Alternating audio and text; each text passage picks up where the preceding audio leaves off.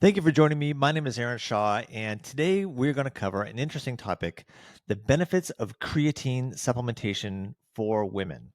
So, whether you are a young adult, middle aged, a senior, whether you're a fitness enthusiast, a competitive athlete, or just looking to improve your overall health, I'm going to pack this episode with as much science based insights as I can. So, the question is, if you are a woman, should you be supplementing with creatine? In this episode, I'm going to talk about define what is creatine, how it works. We're going to talk about the benefits of creatine supplementation specifically for women. I'm going to cover the dosing of it, like how much one would take. I'll review the risks, and I will go over a couple of the common questions that I hear about supplementing with creatine. I'll take this moment to ask that you do me a favor, if you would subscribe to my YouTube channel. That would be totally cool, and hit the notification bell so you'll be notified when I do live Q&A sessions. So planning on doing these live Q&A sessions at least every couple of weeks, and creatine may be a topic. So if you want to be notified when I do these and plan these, please subscribe to my YouTube channel, HealthSpan Digest. But let's start thinking about creatine and what it may do for you. So I want you to imagine a woman in her, let's say, early 50s. Let's call her Lisa. And Lisa is a dedicated runner. She runs several days a week. She does maybe a marathon or two a year. And she's always really prided herself in staying fit and active. Hits the gym on occasion or pretty consistently. But she's noticing that this feels like it takes longer to recover from her efforts. It takes longer to recover from her exercises, takes longer to recover from her workouts and runs. And she's really starting to worry that her bone health, as she moves into her post-menopausal years, is going to become more of a problem. And despite her best efforts with diet, with exercise, with lifestyle, with thinking about health span, she's finding it hard to maintain her overall fitness and performance. Then she goes to her gym, as she does a couple of days a week, and she hears people talking about creatine as a supplement.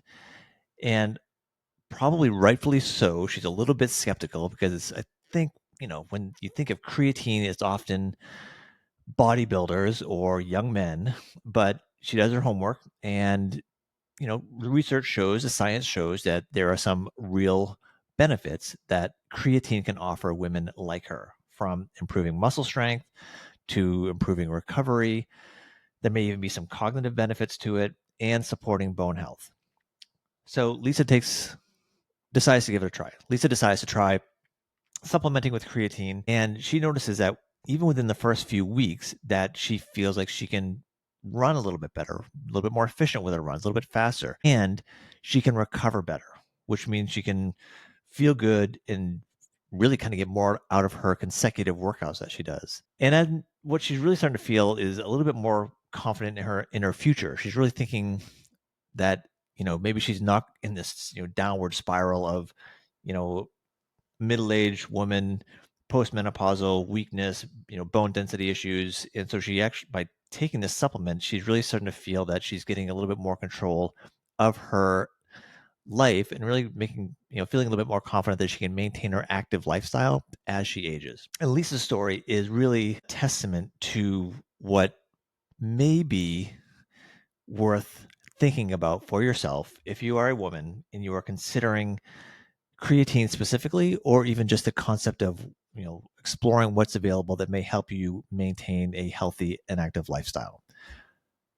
Let's start by talking about, or let's define what creatine is exactly and how it works. Creatine is a natural compound in our muscles that helps us produce energy, and really it specifically helps us produce high intensity, short duration energy. So this would be activities like lifting weights or sprinting. So if you're, think of like a short distance sprint on a bike or running, but the sprinting or weightlifting, they're short durations of time, high intensity. And the good news is our body produces creatine, which is great, and it's also found in our diet, with primary sources being meat and fish. So what exactly, how does this creatine work? And I want to give an analogy here to think about. And imagine that you are on a road trip and you get your phone, and what you're doing, as most of us do when we're on road trips, multitask with our phone. So imagine that you're using your phone for navigation, using it for maybe listening to some music or a podcast, communicating with friends. And as time goes on, your battery in your phone starts to run low. But you've planned ahead and you have a power bank or a portable battery to recharge it. And what this power bank does for your phone, as your phone is utilized, as your phone is utilizing energy from the battery, you plug it into this power bank and it recharges it. That is in concept the same thing that creatine does. It's also called creatine phosphate. But what creatine does is that it replenishes our energy source, just like a battery. So the science, and I'll be brief with this, but the science is that creatine works by replenishing what is called ATP, adenosine triphosphate. And this ATP it's really like the primary energy carrier in our cells. And so this ATP, we need it for our, again, these short burst, high intensity movements, activities. But as we use it, this ATP is broken down. You can think of it as your, battery kind of being diminished a little bit. And what happens is this ATP breaks down and converts into something called ADP. I promise the science is almost done. And what this adenosine diphosphate is now, which is broken down component, and think of it as, it's weakened, like as the battery, the red light is on your battery. And what creatine phosphate does is really it donates a phosphate to this ADP, creating ATP. So it's the equivalent of, science is over, by the way. So that's all I'm going to get into. But what this creatine does is the equivalent of taking your smartphone, which is being used for multiple tasks, batteries going down. Creatine phosphate is like plugging it into that power source, plugging it into your portable battery, your power bank, recharges it so you can keep going. So we need creatine. We have it, we consume it in our diets, and we need it for energy production. And there's a lot of other benefits and a lot of other things that creatine does, which I'll go into in a minute here. But we need it. We have to utilize it. So the question is, are we getting enough of it? Are you getting enough of it? And what would be the benefits of supplementing it more than what you can get through your diet? But let's briefly talk about types of creatine. If you do a little bit of research, you'll see that there are several types of creatine out there. The most common and well-researched is called creatine monohydrate. And the punchline of this is that it's effective, it's affordable, and of the many other types or several other types of creatine that's out there, this particular type, creatine monohydrate, is the most extensively studied. There are other types, which I'll list off here briefly.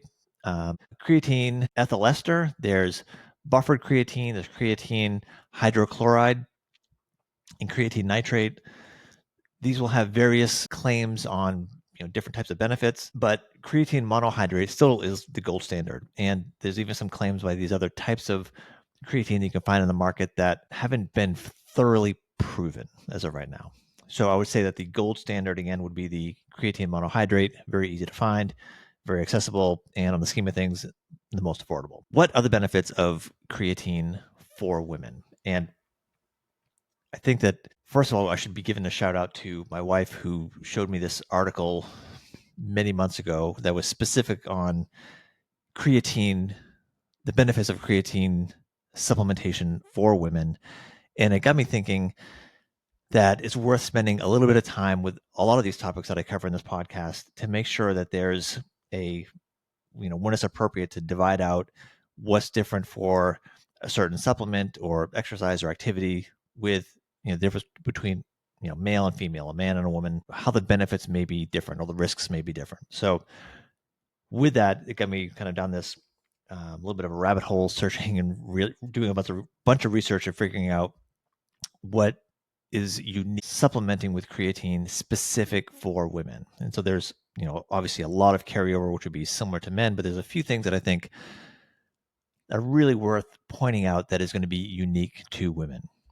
So the question is, how does supplementing with creatine improve performance. So let's think about, we know that creatine fuels or assures that your system or part of your energy system, this ATP, is topped off and ready to go for explosive high intensity movements. So supplementing with creatine increases this, the storage of this. Again, think of it as like that battery. So you have the storage of energy, and this creatine really kind of makes sure your stores in your muscles are topped off.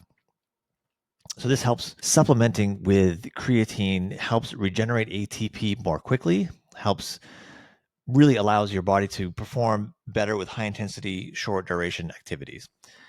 It increases strength and power.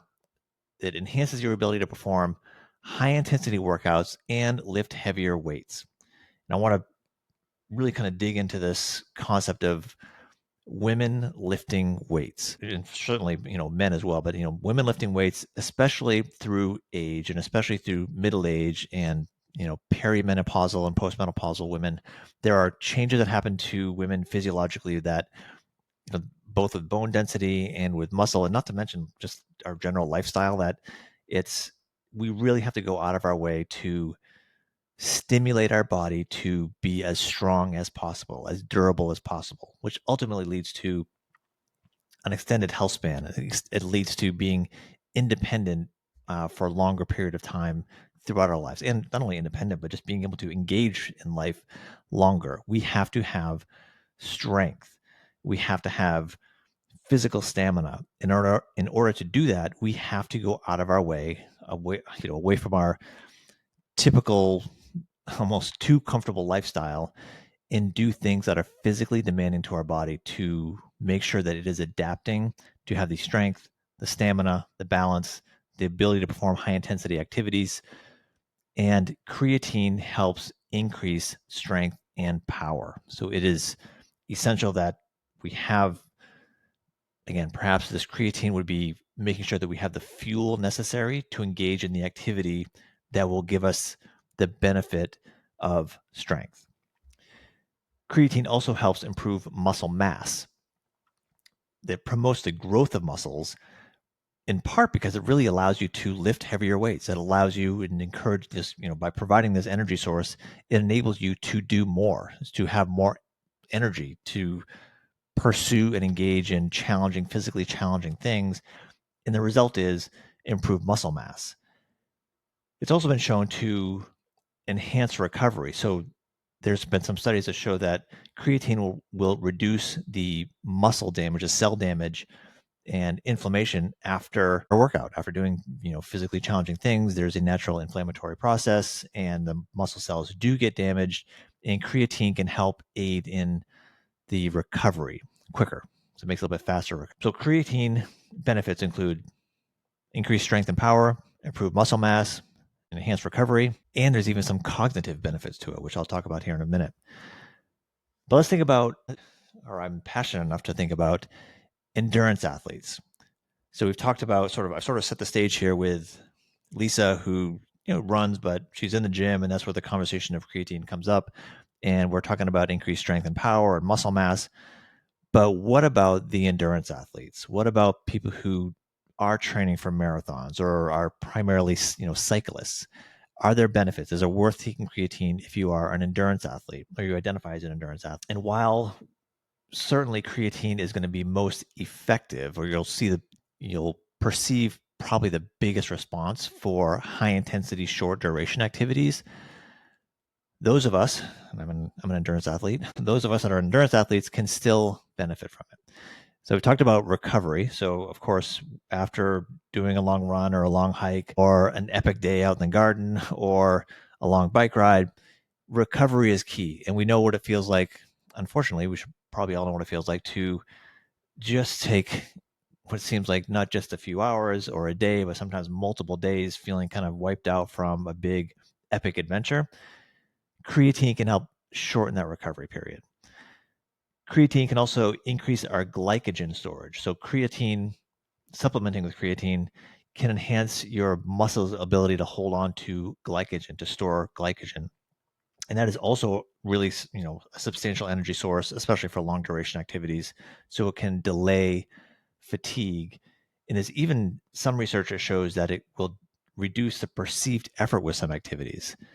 So even when you're out doing a long ride or a long run or lifting weights, there's a sense of maybe it's decreased perception on how difficult something actually is. So there's a little bit of a, I don't know if I would say this is a psychological benefit or not, but when we're out there working hard and doing things, I would like to have the sense that it's not as hard as it perhaps really is. And especially for those of us, again, that are endurance athletes, we know what it's like to be uncomfortable for extended periods of time if you're really pushing yourself. So I'm all for reduced perception of effort.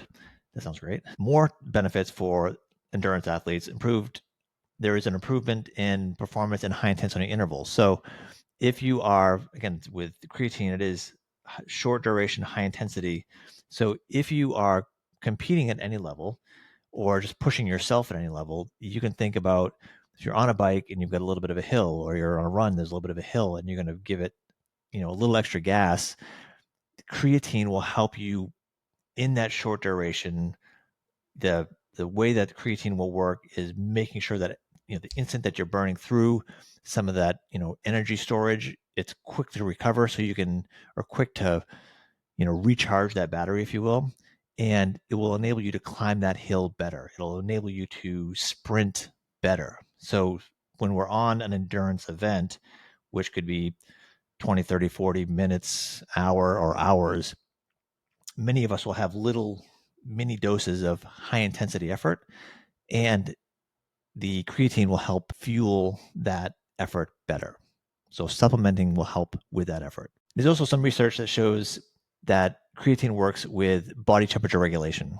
So during prolonged exercise and hot conditions, potentially this would help improve endurance when it is, again, what's really hot. And as I'm recording this as of right now, it's a hot summer day. It's going to be 95 plus degrees. So maybe having your creatine stores topped off on a day like this would really help thermoregulate during these hot conditions. But I'd like to take a few minutes here and dive a little bit deeper yet into some even more specific benefits. And I want to talk about cognitive health, the cognitive benefits, bone health, and metabolic health. There is emerging research that shows that creatine may improve memory and reduce mental fatigue. And so this is, benefits for both younger and older women, and it's especially noted that during tasks of prolonged mental effort. So not just trying to remember or trying to come up with one particular word for a crossword puzzle, but prolonged mental effort. So we got to remember that our brain uses energy. So any sort of extra energy source that we have that can really stimulate the endurance, if you will, of our thinking energy system is great. Creatine is involved in brain energy homeostasis, so maintaining the adequate levels of ATP in our brain cells. Super important. I want to be able to sprint. You want to be able to sprint. You want to have the capacity to do short, intense exercise, short, intense activity. You want to have muscles, but we also obviously want to have, think of our brain as being a muscle, and we want to make sure that we are fueling our brain so it can perform all these cognitive tasks, and creatine can help support that. For younger women, this creatine supplementing can actually help or may actually help in academic performance and things that require sustained attention or quick recall. Older women, there's always and this is for older women and men, that, there's a concern about cognition declining as we get older. And so creatine supplementation has been shown to help improve cognitive function in some older adults and potentially mitigating some of the age-related declines in memory and cognitive speed. So there are cognitive benefits to creatine supplementation. Now I want to talk about bone health. This is, I think, of very high importance for women, especially post-menopausal women. So creatine supplementation may support bone density. So if you are post-menopausal, should be of at least high curiosity for you. So post-menopausal women are at a greater risk for osteoporosis because of decreased estrogen levels. Once there's osteoporosis, there's weakening of the bone, there's increased risk for fractures. there's increased risk for, and I can't help but think of hip fractures. And I've spent my entire career as an occupational therapist, and I've seen countless adults, older adults, really enter the medical system because of an orthopedic problem, because of a hip fracture, for example. That what starts off as you would think is like, there's an X-ray, there's a broken hip, you fix the hip, but it can be a cascade of problems that really changes people's lives dramatically forever. And there's deconditioning that happens. There can be pneumonia that happens. There's additional muscle weakness because an older person that is osteoporotic is not able to do much activity. They probably don't have a whole lot of muscle support system at that point anyhow. And so it's heartbreaking to see a broken bone is sometimes the trigger of really putting somebody out in a major way, and even to the point of taking lives. So bone health is incredibly important for women, always, postmenopausal women especially. Creatine needs to be combined with resistance training. So to get back on my soapbox, which I feel like I'm always standing on, you have to do strength training. Please, if you do nothing else, whether you supplement with creatine or not, that's going to be for you to decide. But you have to perform resistance training if you want to live a long life. You have to do consistent resistance training. You have to challenge your muscles, do things that are hard, do things that are physically uncomfortable, that are demanding for your muscles. You have to do this several days per week. There's a million schemes out there and nonsense fads that kind of come and go, but the scientific evidence is indisputable that more physical strength you have, the greater likelihood you're going to live a long, robust life. Again, not just live long, not just have a long lifespan, but you have a long health span where you are physically capable of doing things. But unless you go out of your way to intentionally perform strength training, and maybe with a creatine supplement, which will help with your strength training, help with the results, improve your results of your efforts for strength training, you have to do that to to live the most vibrant life that you can. If you don't, you are at an incredibly high risk. And the reality is you're probably just getting weaker day after day after day after day. So if you can think about, you have two paths to go. Either today you're getting weaker and you're going to be weaker today than you were yesterday, or you do go out of your way to do something that's effortful, that's hard, that's challenging, and you'll be stronger for it. If you kind of wait and see, or you're too busy doing something to really challenge your muscular system, just recognize that you are going to be weaker from it. Your bones are going to be weaker from it. Your muscles are going to be weaker from it. I'll step off the soapbox now. But the key here is bone health is supported by creatine supplementation, but it has to be combined with resistance training. Metabolic health. Moving on to metabolic health. So creatine might aid in glucose metabolism. I think that's still a might. So I'm not going to go too deep into that, but it may reduce the risk of type 2 diabetes. And I will kind of leave it at that. So that's metabolic health. There's some benefits. But I will say, your metabolic health will be improved if you are strength training on the regular and endurance training consistently. Your metabolic health will love you for that. So it's very important to stay active. Let's move into dosing. Let's move on to the dosing of creatine. How much creatine supplementation should you take? So creatine is typically purchased in powder form, at least from what I normally see, it's typically in powder form, a little tiny scooper. And a standard creatine supplement dose is around 3 to 5 milligrams per day. 3 to 5 milligrams per day. If you've never taken creatine before, or assuming you're not taking it right now, it's often suggested that there is a loading phase, which means a 5 to 7 days where you take kind of like extra doses and a higher dose to really, saturate your muscles with creatine to kind of top off that battery pack. So the loading phase would be the equivalent of go back to our cell phone with a low battery, the loading phase would be like making sure your battery pack is topped off, and you before your phone battery dips even past 3/4, you top it off. So that's what this loading phase would do.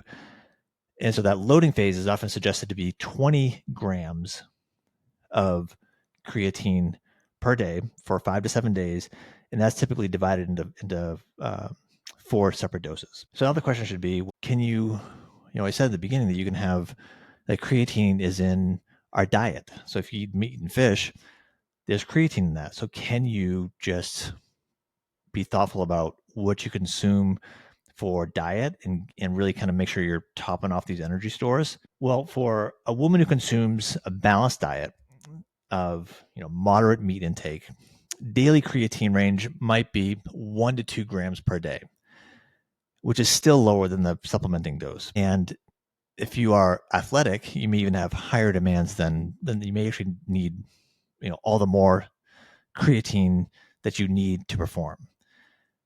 But let me list off a couple of high creatine foods. I think number one is herring. Second one would be beef, and there's pork and salmon. So those are maybe the top 4 foods that have high levels of creatine in them already. But I think I looked up and tried to compare, like, how much steak or salmon could you eat to say, like, well, I get all my creatine that I need through my diet, so I don't need a supplement. Well, you would need to consume around 2 pounds of steak or salmon a day, which is a lot. It is a lot. It's really not practical. And that's just with the regular dosing. That's just the daily dosing. The loading phase. So again, that first week, if you were to say, hey, I'm going to top off all my creatine stores, you could either, again, supplement to reach that. If you said, you know what, I'm just going to get my, top off my creatine stores through my diet, you would have to consume between 8 and 10 pounds of steak or salmon during this loading phase a day. So that is crazy, of course. There's unless you're maybe the Liver King guy who eats crazy stuff like that, but generally speaking, very, very impractical. Continue to eat. I mean, if you are a meat eater, great. If you eat fish, great.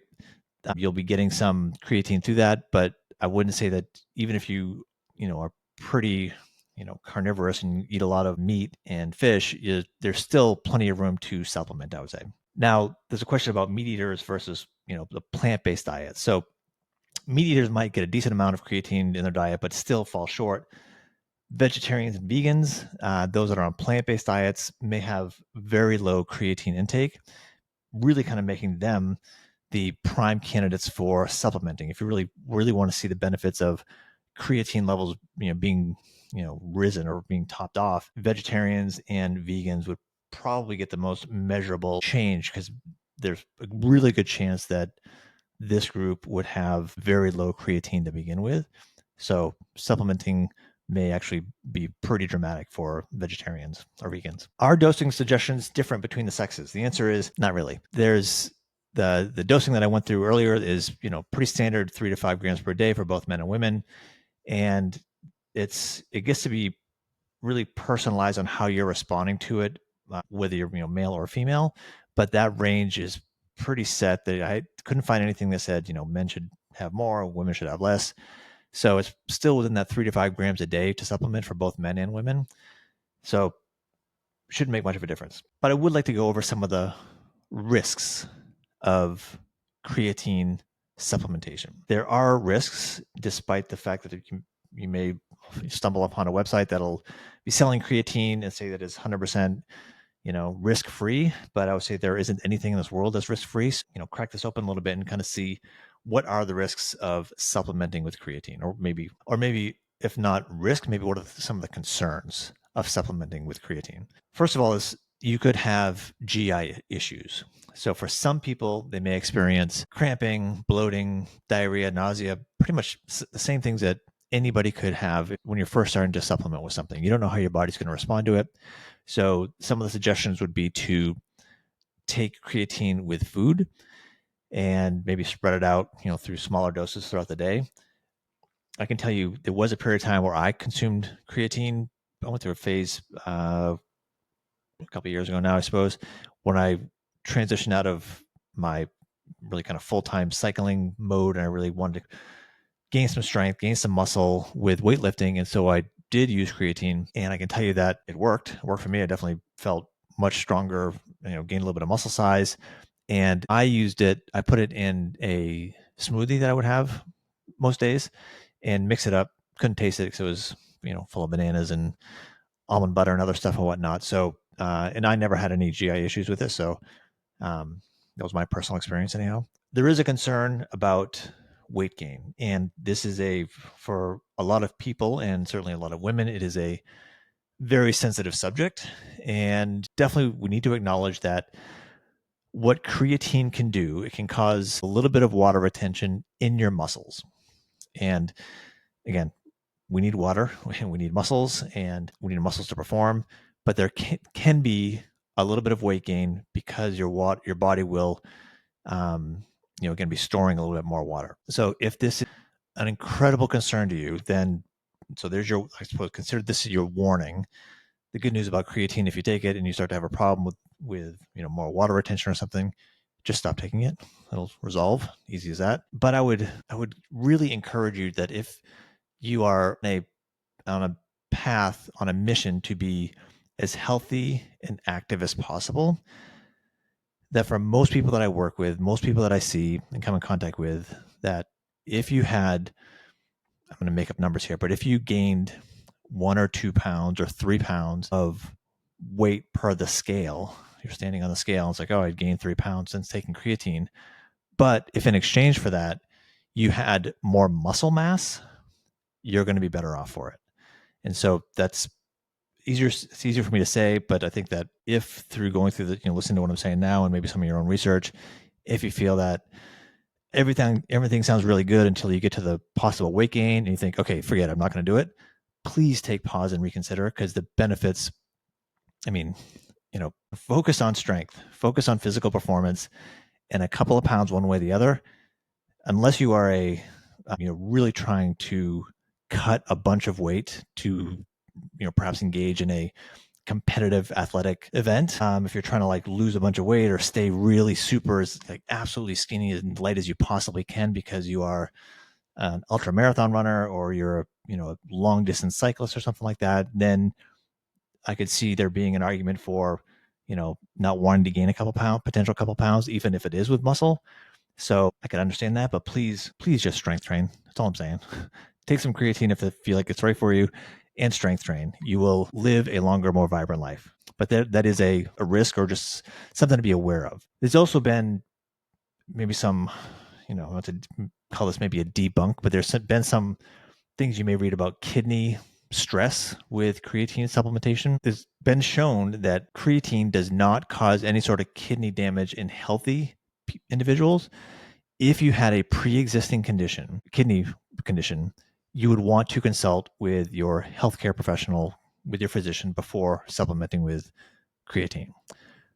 And what some people will do is have regular monitoring of their kidney function for people who have kidney condition and are on creatine for any of these reasons that we've talked about. So please consult with your physician. And really, it's kind of all of my podcast and all the information I share. Like, I'm not prescribing anything to anybody here. So it's just an information dump for you to think about. But certainly, if you have a kidney condition, please consult your physician about that. Another thing to think about is dehydration risk. So the creatine does draw water into the cells, so that you may, maybe a little bit harder initially to find out what your, adequate water intake is. So just make sure you keep up with the, hydration, especially in hot weather. And as a supplement, it's something new. So make sure you are being aware of how supplementing may interact with other medications. Again, talk to your physician about it. And although rare, there may be an allergic reaction to it. So I think that could be said for pretty much anything you consume at all. The symptoms that I've read about is typically like itchy, rashy sort of symptoms, or occasionally difficulty breathing. And I'm sure that if you purchase one, there'll probably be a list of a million other things that would be a potential reaction to it, just like anything else. But be aware of an allergic reaction. those are the top risks or considerations to think about before supplementing. So let me hit a couple, before we close up here, let me hit a couple common questions that people ask. I think the ones that people have reached out to me when I asked, well, I told a few people that I was going to be making this episode. The top three questions were, which I think I hit maybe, is it safe for women that have specific health conditions such as kidney issues or high blood pressure? Again, go back, talk to your physician, please. Can vegetarians and vegans benefit more from creatine supplements compared to meat eaters? Perhaps. There may just be more pronounced benefits from supplementing for a vegetarian or vegan, mainly because the amount of creatine that they have naturally from their diet is probably low. So vegetarians and vegans may actually feel there's more of a benefit, more of a bump from supplementing with creatine. And then side effects. The side effects to be mindful of, maybe some weight gain, bloating, digestive issues.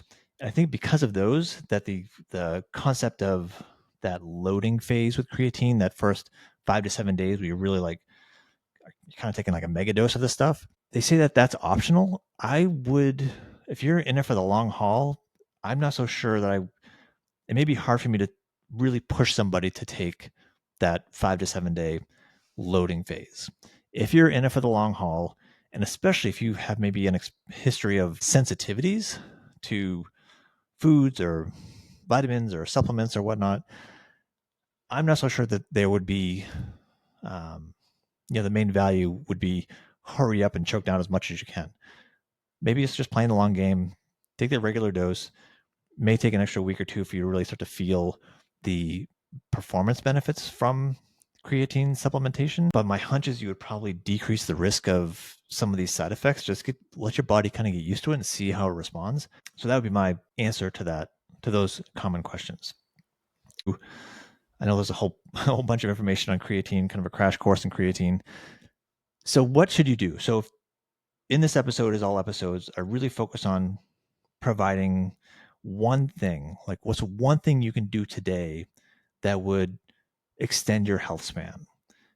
And health span being the length of time within our lifespan that we are healthy, active, and vibrant, and have physical capacity, emotional capacity, cognitive capacity, and these capacities to really be living life. The one thing I would suggest you do, just consider supplementing with creatine.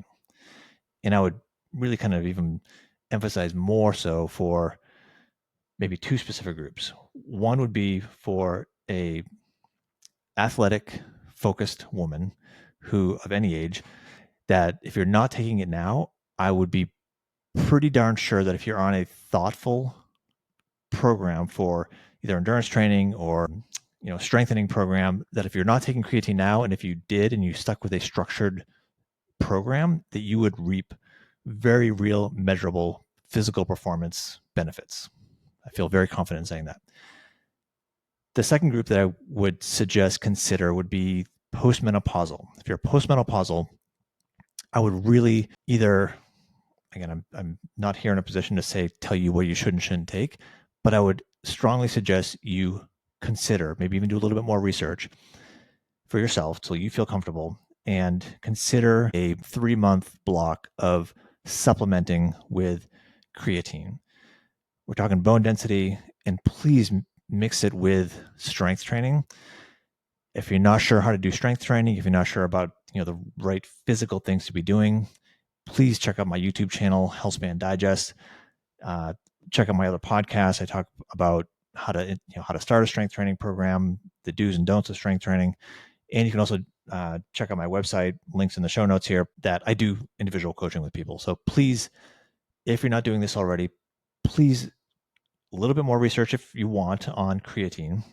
Consult with your physician if you're not sure, if you have kidney issues or other medications, you definitely want to double check with your physician before taking anything. But of all the research I've done, I am an advocate of creatine to the point, even though now I am splitting my time between strength training and mountain biking and doing a little bit of mountain bike racing here and there. Because of this research, this is the fun part about doing what I do, is I am the guinea pig. And so I just ordered creatine yesterday. So I haven't taken it in a while, but I'm going to start taking it again. So I'm going to, be the lab rat that I am and give it a shot.